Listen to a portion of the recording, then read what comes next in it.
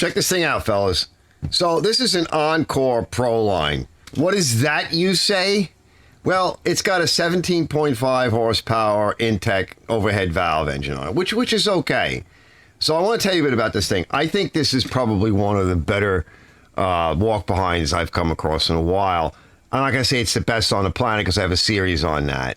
But I'm going to say it's one of the best. If you guys find something like this out there or already have one, good on you. And let me know if you already have one. Let me know if you think, if you think I'm correct in this. I want to show you guys this machine. I already went over this engine and I did the valve adjustment on it, and that's going to be, link will be in the description. Maybe there'll be, one of those little tag links up here for that.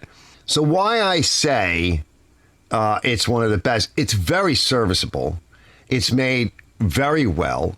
It's made out of, heavy steel, but not as heavy it's probably not as big as a Skag or the Right that I did, but is not on the channel yet. That thing the Right is an absolute tank and probably the best machine, especially when they're a little bit older. But they're really, really heavy, and they're big. And if you have like a medium-sized property, for example, I just recently did a couple of videos and just finished up a series on the Cub Cadet. And I'll put some links in as well, and I'll show you a little bit here. But that Cub Cadet walk behind is nowhere near as effective and as stout and durable as this thing is. It just isn't. It's not a contractor machine. This thing is. However, they're getting older, so if you're a homeowner with a big piece of property, you may really want to consider something like this.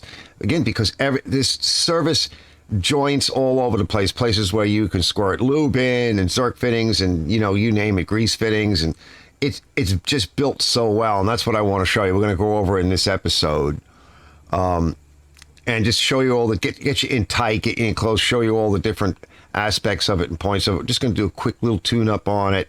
Like I said, I already did the valves on it. It's got an ACR issue, which you'll see a bit about in the beginning. Go check out that video. It seems like every single machine I come across, no one does it. You're supposed to do generally valves at like about 100 hours or so, but nobody does it. Nobody does it until something breaks. And that's not an adjustment, that's a repair. So he's going to leave it with the ACR issue. It's still going. This is about a year later, about 1 month off from when I started this project last year and finished it for him. Still going strong. It's a great machine. And let me show you why. Like I said, we'll get in close. I'll show you what I did. Very little. I didn't really need to do a lot. And he actually got it for a pretty good price. So this is a win. Check this thing out.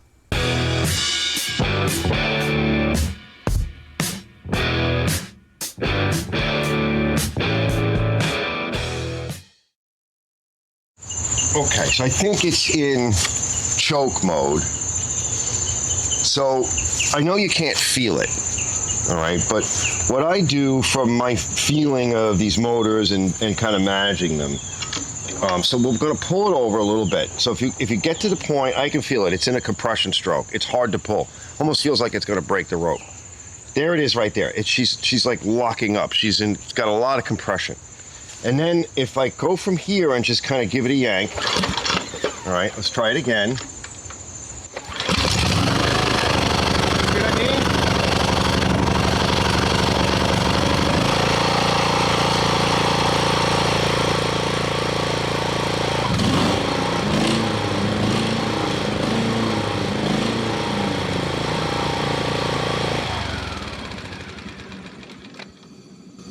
You can hear everything spinning. Now, I hear a bit of noise in there, so it might need bearings. I can hear it spin down. He hasn't lubricated everything. What I would like to do with it is just clean it up a little bit more. We'll get out maybe the electric pressure washer or something. I don't know. We got to look underneath. Put it on its butt. See if we can just give it a quick clean. We'll take the top off the motor, clean that area there, and I'd like to take a look at the valves. Generally, nobody maintenances the valves, so we may be able to just at least service the valves, get to know the motor a little bit more, get to know the machine a little bit more, get a little bit cleaned up, get it serviced, and then I can give him some more information on it. It does feel like the ACR is broken. But like I said, you saw what I did. And if you're careful with starting it, you can still continue to use the machine. I mean, it's a contractor machine. So, you got to put up with a few things if you want to get some work done. The season's getting late. Let's take a look deeper. All right, I don't have much time today, but I got all this off. Let me cap off that intake tube for the carburetor. And notice that these have, see that guy there? That's got to stay clean. I wonder if I have a little cap for that, but well, we might get a little bit of water into the carburetor. We'll just drop the bowl, clean it out, and inspect when we're done. Probably gonna have to tow the thing in. The belts look like okay. I definitely see a lot of wear. I should say belt, which is nice that it's a single belt, right? Isn't that nice? It's kind of a nice thing on the drive. There's no complicated, everything is heavy duty. I like that. And then you got your separate belts on the back, which with a clutch and a brake, and they look like they're in okay shape for now. So that'll get cleaned up. We're not going to do a filter because I don't think I have one, but we'll do an oil change. I like to tell them, you're better off changing the oil more than the filter. Not that you don't change the filter, but like maybe 2 oil changes for every filter, and do your oil changes consistently. Got some Super Clean on it. Definitely a shout out to Super Clean. And we're just going to let it sit. It already started drizzling. So right now, the really biggest thing right now is inspection, taking the covers off, getting some Super Clean on it, getting my face in it, seeing what the overall condition is. It's a good, simple machine. It's better than the Cub Cadet, which is really residential. And I told them that's why I had to do all that work to it. Simple bolt shoulders here. These are really nice, very simple. Was it 5/16 to 3/8? I like that kind of simplicity. Keeps the belt on. It's easy to replace if it wears. You have your adjustment. You shouldn't have to rethink everything. Machines like this, they really need to be very simple so that they're easily dealt with. Simple switch here, right? Those switches are available. You can also get them from McMaster Car. You can put different ones on. All right, let me show you this. All right, so there's some belt wear. We don't know when the last time this was off or clean, but they do tend to clean these things. So that looks pretty good, fellas, I think. All this in here looks good. Let me put a little bit more sauce on the back. Like I said, we're just using the electric. We're not looking to get crazy with it. And again, shout out to Super Clean for helping out with yet another project. Absolutely important.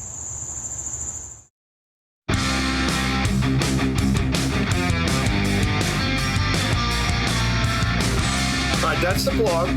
It looks good. She was burning real good. That's that nice chocolatey look to it. Sort of a brown.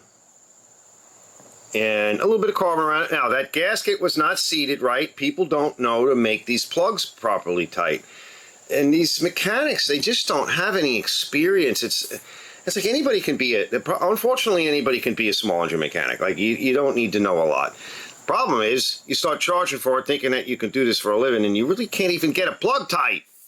Oh my God. All right, let's move forward. I got the compression gauge hooked up. Let's see if this guy will spin it. I forgot to charge the battery, but let's just see. I'll yell it out. Let's see if it'll spin it. Uh-oh. Yeah. Nope. Nope, this one won't spin it. All right, real quick, fellas. I put the other drill on. And I ran it real quick. It's going to scream. But before I put the plug in and put the oil in, I only got about 50 PSI. You're not going to see it. Let me try to run this up. All right, it's real rough on these drills. I really should use the electric drill, the corded one. But let me try to pound it over. Yeah, she don't like it. They don't like it. All right. Yeah, we got about 50. It's coming down. It's leaking down a little bit. So, and that's in part because we can't get the RPM up.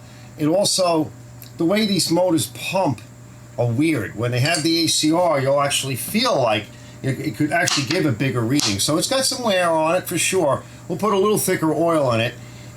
It's still within spec. It's about 50 PSI.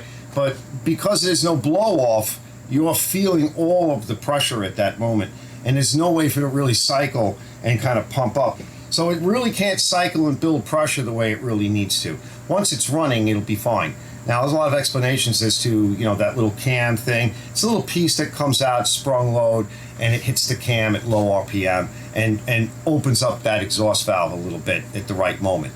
And then as you spin that motor over at the low RPM, it engages. Once that motor kicks and the RPMs come up beyond a certain point, because remember, it's going to try to get to its, in this case, it beats maximum RPM, about 3,600.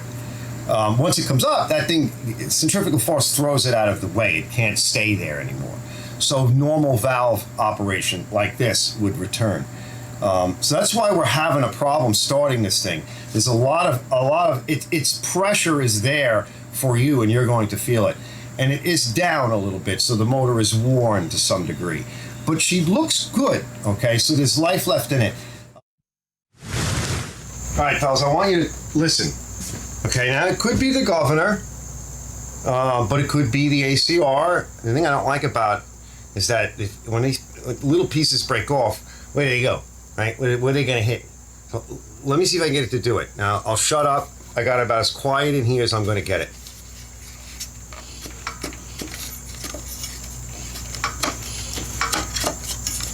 Now, this is moving. Ignore that sound. It's cheesy. This is tight.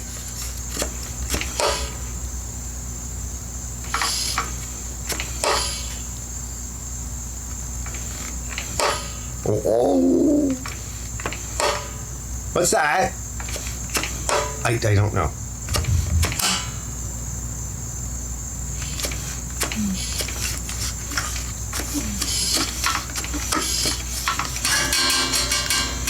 Ignore that.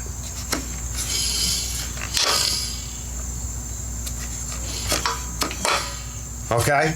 I don't know. Just if you heard it, I'm just showing you. All right, the oil smells a little bit. It's black.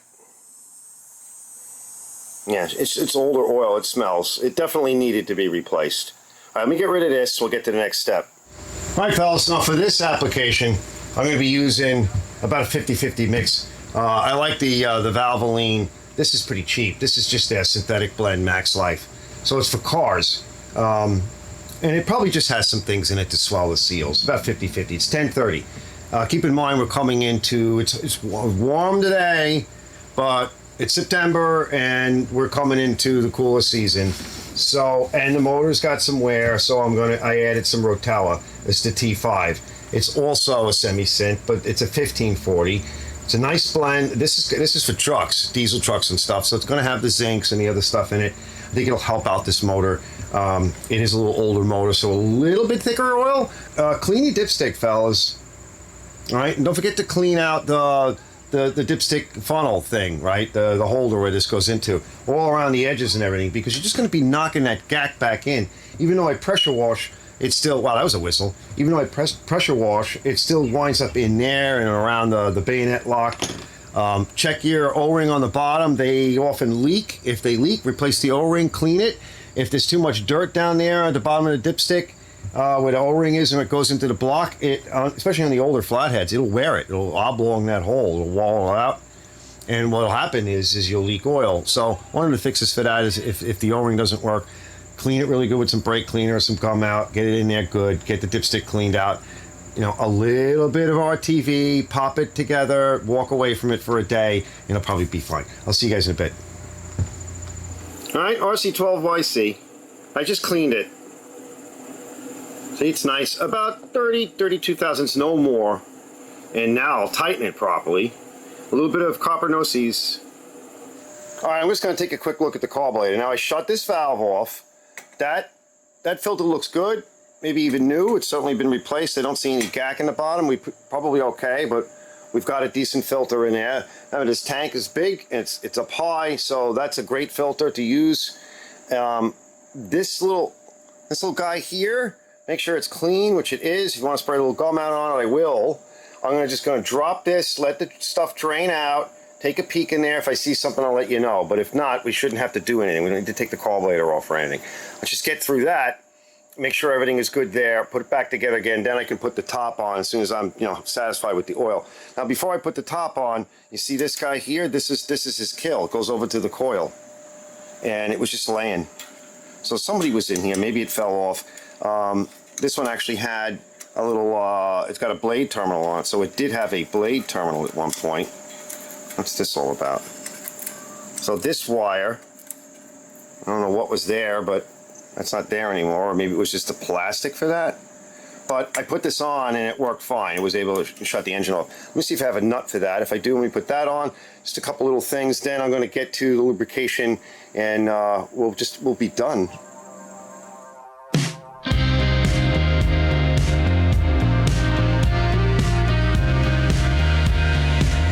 A little bit of junk there. This felt like it had junk on it or it was stripped. There's even a little bit of junk on my hand and a little bit of junk in the bottom. All right, so we're gonna blow a little gum out in there, clean it up. What else can we do? I'm not taking the carburetor apart. It seems to be okay. So if I just kind of clean it out, we'll be all right. Okay, plug is in, oil is in. We clean the carburetor, the fuel is back on, it's not leaking, we should be good there. I lubricated the poles and the spring in here, that's back on, air filter's back in. I did this, all right, I put the nut on properly, so that's the kill wire. We should all be good to go here. Now we're just gonna go over a little every point. So grease in these, but a little bit of chain wax in places like this, right, where it's just metal on metal, touch of chain wax. I think is this one. This one does not have a grease fitting. Anywhere we see a grease fitting down here, there's a grease fitting on this guy on the other side. Grease fitting here. Touch of chain wax up down through the top. Let it dribble in, or chain lube you can use. Same thing over here. You can see the grease fitting plus a little touch of chain wax. Grease fitting. Same thing over here, right? A little chain wax in this area here, grease fitting, chain wax here, chain wax in there. There's a couple of spots in there that we need to get to. We'll get a little chain wax on some of that stuff up there, right? Little chain wax over here. We'll come back when we're done. We'll get to see if we can fix that. Chain wax all along in that for that lever. So there's a whole bunch of places you can hit. We got the tires, they have grease fittings. So as we go around, just a really good inspection. Grease fitting here, but chain wax up in this guy. Chain wax here we'll get. So that's why I say you can see how chain wax would be good there, right? There's this switch over here, excuse me, a safety switch there, but the spots, anything that moves that doesn't get a grease fitting, but can get chain wax or chain lube. So we even see up in here. We'll get to that as we bring it down. I'm just gonna go through it all. All right, I'm gonna go do that, and then I'll see if I can fix that lever issue, and then I can call them. I can put this tank back on, right, the cover on the tank, and this big deck. Nice fab deck, huh? Decent. All right, we'll see you in a bit. Yeah, what's up, Mike? It's Contractor Mike. What's up? It's Contractor Mike, swigging on the water. He's getting ready to get this thing out of here. It's all nice and done. I just went and did the blades for him. So I was complaining before I didn't get to do everything I wanted to do. So he's ready to leave. We're ready to start it up. Let's eat everything. Yeah, he's going to pull it out. We'll do a quick start in the dark or something and just make sure it runs. Hold on, we'll be right back. Yeah, listen to the idle on this thing. Solid. Yeah. Nice and sturdy, everything. The idle's good. Where should I turn the blades on? Yeah, right here is good.